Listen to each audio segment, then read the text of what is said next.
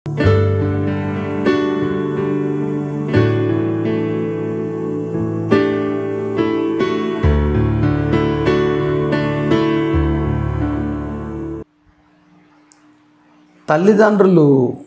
పిల్లలను పాతిపెట్టడం అనేది చాలా కఠినమైనటువంటి క్రియ.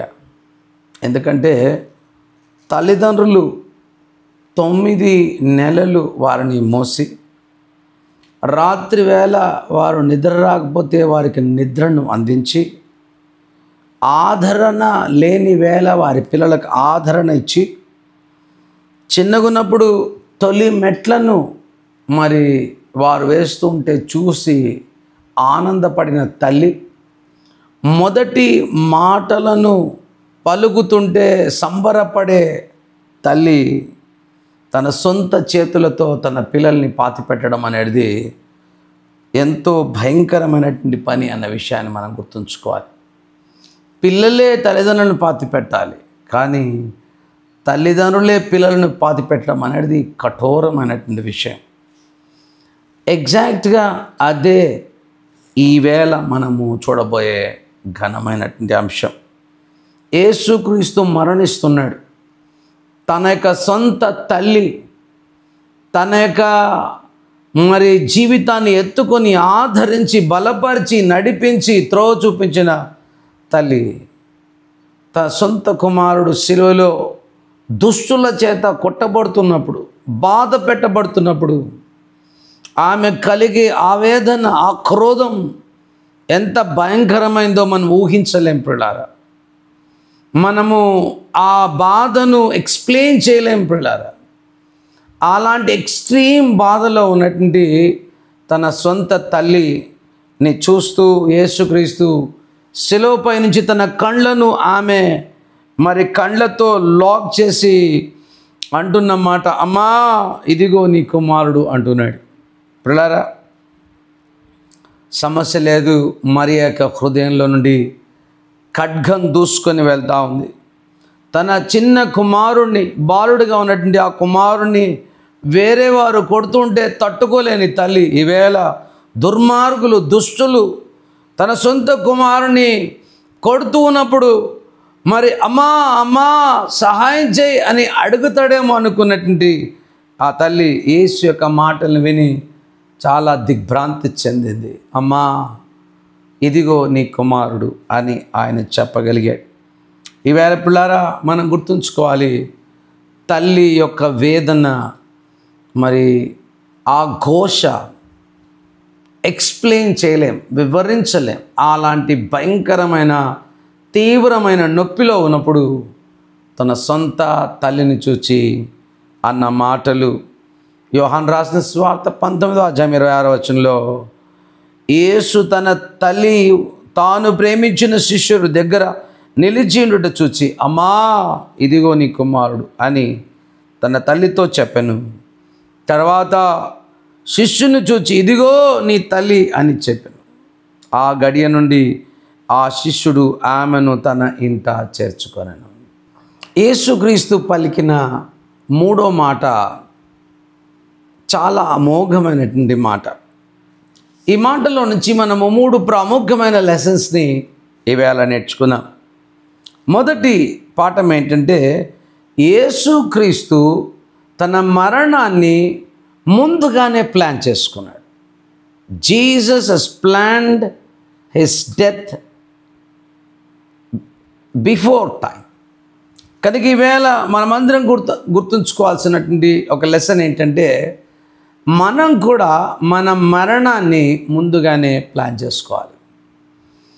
మోషే కీర్తన గ్రంథం 90వ అధ్యాయంలో ఈ మాట అంటున్నాడు, దేవా మాకు జ్ఞాన హృదయమును దయచేయి, మా దినములను లెక్కించుటకు మాకు నేర్పించు అంటున్నాడు. దినములు చెడ్డవి గనక సమయాన్ని పోనీయక సద్వినియోగపరచుకొనుచు అజ్ఞానుల వలె కాక జ్ఞానుల వలె నడుచుకోవాల్సినటువంటి కాలంలో మనం ఉంటున్నాం పిల్లారా. Jesus has well planned his death.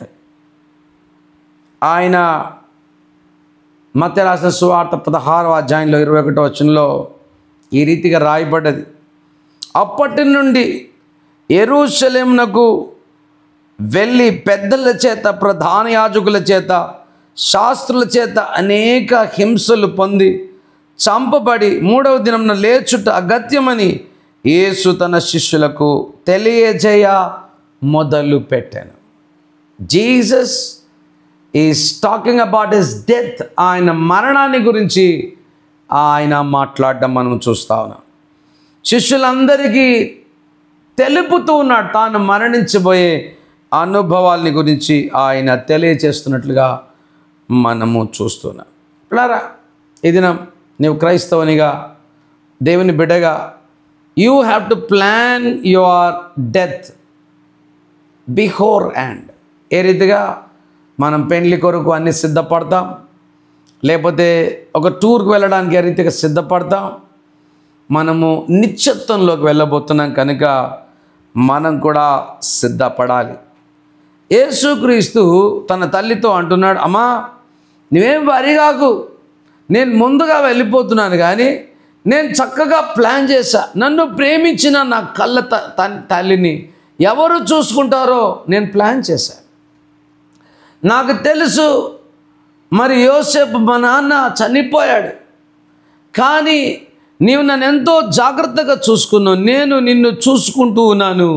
నేను నీ గురించి బాధ్యత తీసుకుంటాను, నీ గురించి ఆలోచిస్తాను, నీ గురించి నేను మంచి ప్రణాళిక వేస్తాను అంటూ ఆయన అన్నాడు. ఇదిగో ఈయనే నీ కుమారుడు, ఆయనే నిన్ను గురించి బాధ్యత తీసుకుంటాడని యోహాను గురించి ఆయన జ్ఞాపకం చేయడం మనం చూస్తాం. వేళ దేవుళ్ళారా, మనము మరి మన యొక్క ఫ్యూచర్ గురించి, మన మరణాన్ని గురించి యేసు ఏ రీతిగా ప్లాన్ చేసిండో, తన చుట్టూ తాను ప్రేమించిన వారి గురించి ఏ రీతిగా ఆలోచన కలిగి ఉంటున్నాడో, మనము కూడా క్రైస్తవులముగా, దేవుని పిల్లలంగా మన భర్తను గురించి, మన భార్యను గురించి, మన పిల్లల గురించి you need to plan in well advance. యేసుక్రీస్తు చింతపడలేదు, ముందుగా చెప్పాడు యోహానుకు ఏమని, నా తల్లిని నీవే చూసుకోవాలి యోహాను అని జ్ఞాపకం చేశాడు. కనుకనే యేసుక్రీస్తు అంటున్నటువంటి మాట, అమ్మా ఇదిగో నీ కుమారుడు, ఈయనే నీ తల్లి అన్న విషయాన్ని ఆయన జ్ఞాపకం చేయడం ఈ వచనాల్లో మనము చూస్తూ ఉన్నాము. బైబిల్ గ్రంథంలో ఘనులైనటువంటి వారందరూ కూడా తమ యొక్క ప్రియులైనటువంటి వారి గురించి చాలా చక్కగా ప్లాన్ చేశారు. అబ్రహాము శారా కొరకు ప్లాన్ చేశాడు. హేతు కుమారుల దగ్గర తన ద్రవ్యాన్ని ఇచ్చి శ్రేష్టమైన భూమిని శారా కొరకు అబ్రహాము సిద్ధపరచడం ఆదికాండం 23వ అధ్యాయంలో చూస్తాం.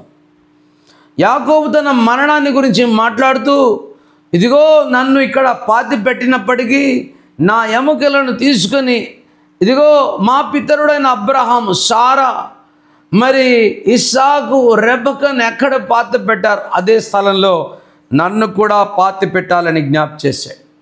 దేవుడు మరి మోషే యొక్క మరణాన్ని మరి చక్కగా ప్లాన్ చేసినట్లుగా మనం చూస్తున్నాం. ఈవేళ మనం కూడా మనము ప్రేమించే వారి గురించి, మన యొక్క దగ్గరి క్లోజ్గా ఉన్న వారి గురించి మనమందరం కూడా ఎప్పుడు ప్లాన్ కలిగి ఉండాలి. That is the lesson that we can learn from this third word which came out of the mouth of Jesus. యేసుక్రీస్తు నోటి గుండా బయలుదేరినట్టు ఈ మాట ద్వారా, అమ్మా ఇదిగో నీ కుమారుడు, ఈయనే నీ యొక్క తల్లి అని ఏ రీతిగా యేసుక్రీస్తు చక్కగా తన తల్లిని గురించి బాధ్యత తీసుకోమని మరి ఏ రీతిగా యోహానుకు, ఇక్కడి నుంచి నేను కాదు, ఇక్కడి నుంచి నాకు బదులుగా యోహాను నిన్ను చూసుకుంటాడమ్మా, నువ్వేం చింతపడాల్సిన అక్కర్లేదు అని చెప్పినటువంటి మరి యేసుక్రీస్తు జీవితంలో నుంచి ఆయన ప్లానింగ్ని మనం కూడా మోడల్ చేసుకోవాలి. ఆయన అనుకరించిన విధానాన్ని మనం కూడా అనుకరించాలి అన్న విషయాల్ని దేవుని సేవకుగా మీకు జ్ఞాపకం చేస్తాను. అమ్మా ఇదిగో నీ కుమారుడు, ఆ రీతిగానే యోహానుకు ఇదిగో నీ తల్లి అని ఏ రీతిగా యేసుక్రీస్తు తాను భయంకరమైన విపరీతమైన నొప్పిలో ఉన్నప్పటికీ తన నొప్పిని కూడా గమనించుకోకుండా ఆవలి ఉన్నటువంటి తన తల్లి యొక్క బాధను చూసి యేసుక్రీస్తు తన యొక్క నొప్పిలో నిమగ్నమై ఉండాలి. కానీ మనం జ్ఞాపకం చేసుకోవాలి, he was not consumed with his own pain. తన యొక్క సొంత నొప్పిలో నేను ఉండిపోయాను, నీ గురించి ఆలోచన చేయలేను అమ్మా అనలేదు ఆయన. ఆయన నొప్పిని ప్రక్కకు పెట్టి ఇతరుల నొప్పులను చూస్తున్నటువంటి వ్యక్తి ప్రభువైన యేసుక్రీస్తు. చాలాసార్లు మన నొప్పిలో ఉన్నప్పుడు మన నొప్పిని గురించే మనం ఆలోచిస్తాం, కానీ ఎదుటివారి దుఃఖాన్ని మనము చూడం. మన చుట్టే ఎందరో ఉన్నారు, మన నొప్పే చాలా బాధకరంగా మనకు అనిపిస్తుంది, కానీ అవతల భార్య భర్తల సంఘర్షణ మనము గమనించలేం. ఆర్థికమైనటువంటి మరి అంశాలను మనము గమనించలేం. వైవాహిక బంధంలో కలుగుతున్నటువంటి ఇబ్బందులను, అవతలి వారి స్నేహితుల యొక్క ఇబ్బందులను మనము గమనించలేం. తల్లిదండ్రుల యొక్క బాధ మనం గమనించము, వారు ఎంతగా ఆవేదన పడుతున్నారో మనం గమనించము. కొన్ని సందర్భాల్లో శారీరకంగా కలిగే నొప్పిని గురించి మనము ఆలోచించినట్లయితే వేరే వారి గురించి మనం ఆలోచన చేయం. బంధాలు తెగిపోతున్నప్పుడు నాకేంటిలే అనే పట్టిలేని జీవితాల్ని మనము మరి అనుకరిస్తుంటాం. ఆరోగ్యం ఎవరిదైనా బాగోలేక హాస్పిటల్లో ఉండి మరి కొట్టుమిట్టాడుతుంటే మనకు పట్టనట్లుగా మనము జీవిస్తూ ఉంటాం. యేసుక్రీస్తు విపరీతమైన చేతుల్లో నొప్పి, విపరీతమైన వణుకు లాంటి మరి ఆ జ్వరము లాంటి బాధ ఆయనను కొట్టినప్పుడు కలిగినటువంటి ఒక్క దెబ్బ తగిలితేనే జ్వరం పట్టుకోవాలి. అలాంటి భయంకరమైన 39 దెబ్బలు తగిలినప్పటికీ, ఆయన చేతుల్లో మరి ఆ శీలలు కొట్టబడినప్పటికీ, ఆయన ముళ్ళ మకుటం చేత ఒత్తబడినప్పటికీ, he was thinking not of his own pain, but he was thinking the pain of his mother. తన తల్లి యొక్క బాధను ఆయన చూడడం మనము చూస్తున్నాం. ఈ దినం మనం దేవుణ్ణి అడగాలి, ప్రభా నా భారాన్ని మాత్రమే నేను మోయడం కాదు, ఇతరుల భారాన్ని కూడా నేను ఎత్తుకోవాల్సిన బాధ్యత నా మీద ఉంది. నా కళ్ళు ప్రభా, వేరే వారు ఎక్కడ బాధపడుతున్నారో నేను చూడగలిగిన కన్నులు, వేరే వారు ఎక్కడ ఇబ్బంది పడుతున్నారో నేను వారి యొక్క బాధను వినగలిగిన చెవులను నాకీ ప్రభా. యేసు యొక్క మోడలింగ్ చూడండి. Even though he was consumed in his pain, he did not look at his own pain, but he wanted to comfort his mother. అమ్మా భయపడకు, యోహాను నిన్ను చూసుకుంటాడమ్మా, నువ్వు దిగులు చెందకు, బాధ్యత తీసుకుంటాడమ్మా. నేను ఎలా నిన్ను ప్రేమించానో అలాగే వాడు కూడా నిన్ను ప్రేమిస్తాడు.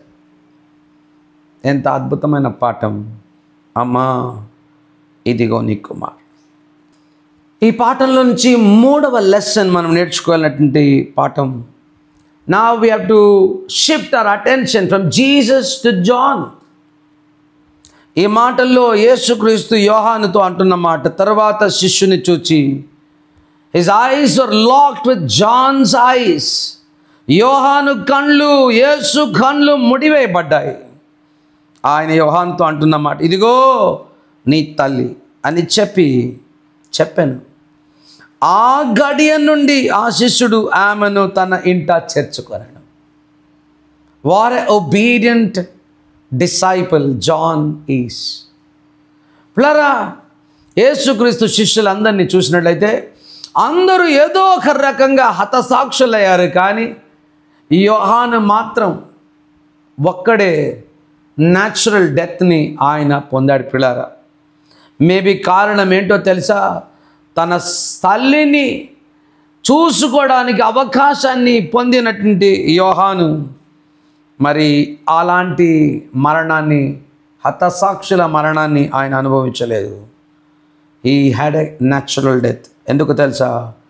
ఆ గడియ నుండి ఆ శిష్యుడు ఆమెను తన ఇంట చేర్చుకున్నాడు. గమనించండి, శిష్యుడైనటువంటి వాడు నాకెన్నో బాధలు, నాకెన్నో కష్టాలు ఉన్నాయి, నేను వెంటనే ఇప్పుడు చెప్పగానే మీ అమ్మని నేను తీసుకుపోవాలనా అని అనుకోలేదు పిల్లలు. వెంటనే యోహాను చేసిన పనిని గమనించండి. What a obedient disciple John was. యోహాను ఇంటెన్షనల్గా తన యొక్క బాధ్యతలను వహించడానికి, వేరే వారి నొప్పులను తన నొప్పులుగా తీసుకోవడానికి ఇష్టపడ్డాడు.